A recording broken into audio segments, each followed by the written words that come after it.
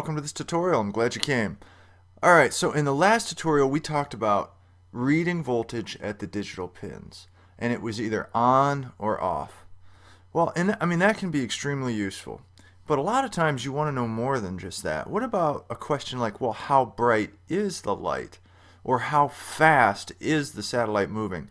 So these types of questions are often analog. They cover a large range of values, not just like on and off.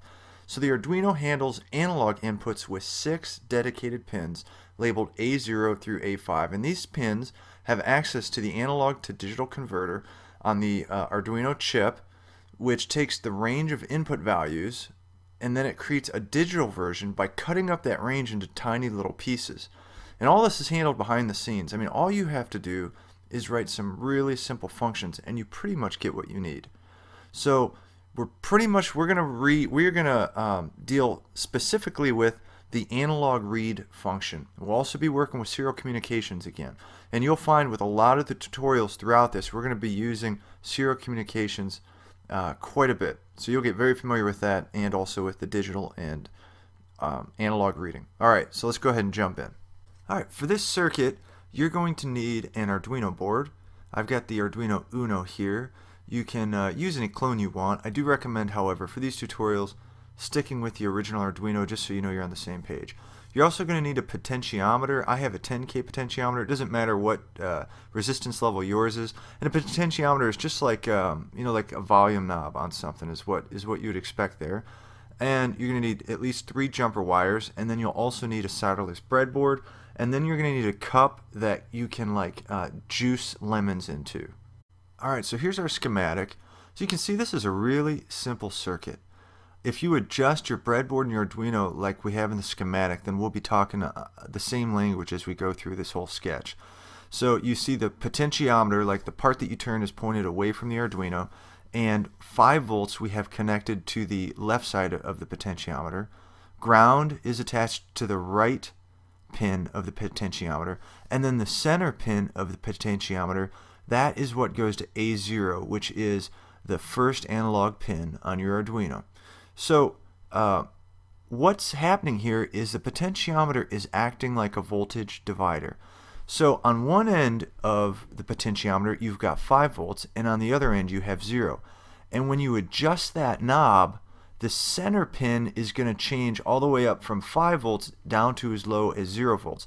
So as you adjust that knob, you are adjusting the amount of voltage that's going to be seen at that center pin, which ends up being what we have on our Arduino attached at A0. Okay, so that's essentially how this is working. So in this sketch, what we're interested in the level that knob is turned. That's what we want to know. We don't want to know, is it 5 or is it 0? We want to know, well, what is it in between? So let's go to the sketch and check it out how we can do that. So go ahead and open up your Arduino IDE and then go to File, Examples, Basics, analogRead Serial. Alright, so we've got our blocks of code. The first block of code we're going to look at is the comments. So here, the comments briefly describe how the circuit is set up and what the program's going to do. And then it also lets us know that this code is in the public domain, so we can use it however we feel like. And that's it for the comments. Again, good habit to always read the comments when you're opening up a new program. Okay, so nice, short, concise. We move on. We notice that there is no block of code to initialize or declare and initialize variables, and we don't have to do that. But just note it in your head. Okay, you're not going to see it in every program. But the next block of code is very typical, and it's the void setup block of code. The only thing we've got going on in here is the begin function from the serial library. And again, we talked quite a bit on this last tutorial, so I'm not going to cover it too much. But if you're wondering about it, you can revisit the last tutorial. We'll talk about it talks about serial begin. So again, we're using that 9600 as the argument, which is the baud rate, and that's all we have to do in setup. And again, we're starting serial communications here because later in the program we're going to want to know the value that our potentiometer is set at.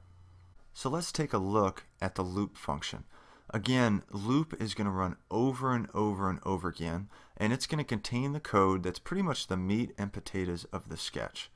Okay, so let's come to this first line of code here, and you'll notice that it's very similar to the last tutorial first line of code, the digital read tutorial.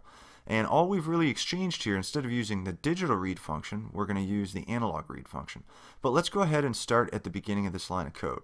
So just straight up, we can tell that there is a variable declaration. We've got int, that's integer. We see that it's orange, it's a keyword. Then we have the name of the variable that we're declaring, sensor value. Wonderful name there, very specific. And we initialize it, we're setting it equal to, initializing it, to the output of the analog read function. So what is this analog read function? Well, it's a lot like digital read, but it's much cooler, in fact. Analog read is going to read the voltage that's being applied at one of the analog pins, and it's going to return an integer value. So the analog pins, those are A0 through A5, so that's what you can put in those parentheses. That's the argument that you pass to the analog read function. And then that integer that it returns, well, it's not going to be the voltage. It won't be 0, 2, 3, 4, 5. It's actually going to be an integer value range from 0 to 1023. I know, strange range. So let's throw some numbers out here. If you're applying 0 volts at, let's say, pin A0 that we've got in this example. If you're applying 0 volts to pin A0, so you've got it connected to ground, the integer that analog read will return is the number 0. And if you're applying 5 volts at pin A0, the integer value that analog read is going to return is going to be 1023. Now if you're half of that, so if you've got 2.5 volts applied to analog read, guess what? You're going to be at a number somewhere between basically the half of 0 and 1023, which is like 511. It's not going to be 511 and a half, because again it returns an integer value, so it's going to be somewhere in there. It's going to cut 0 to 5 volts up into 1023 discrete steps, and that's the integer that it's going to return. Let's think about our circuit for a second here. We've got our potentiometer, the middle pin, hooked up to pin A0. So when we and then the left side and the right side, the left side's hooked to 0 volts and the right side is hooked to 5 volts. Basically what we've got here is a voltage divider. So as we adjust that potentiometer, the amount of voltage going out that center pin is going to change. So we can have it all the way down to 0, we can have it all the way up to 5, and then we can have it anywhere in between. And where we have that positioned is going to affect the voltage being applied at pin A0, and thus it will affect the number that analog read returns and gets initialized to the sensor value variable. Okay? So I know that was a lot to say there about this function, but I think you get it. So what's going to happen in this line of code? Well, sensor value is going to get assigned whatever voltage is currently being applied at the analog pin that we've applied, which is A0. All right, so what do we want to do? We got that value. Now what do we want to do with it? Well, let's check it out. Let's send it to the computer so we can visually see it. So how do we do that? We use the print line function from the serial library, and we pass it the variable sensor value. That's the one that we just declared and initialized, so that we can see that value, the current setting of our potentiometer. So what we'll have to do is open up our serial monitor window, and then we'll see those values start scrolling down the screen. And then finally, we delay 1 millisecond. That allows stability for reading. So if you're turning that knob really fast, it's going to look every millisecond. It's going to take that value and return it. All right, and then it just goes up to the top again. It's going to look at that, look at the current voltage. It's going to pass that to the serial print line, and it's going to print that again. And it just does that over and over and over again.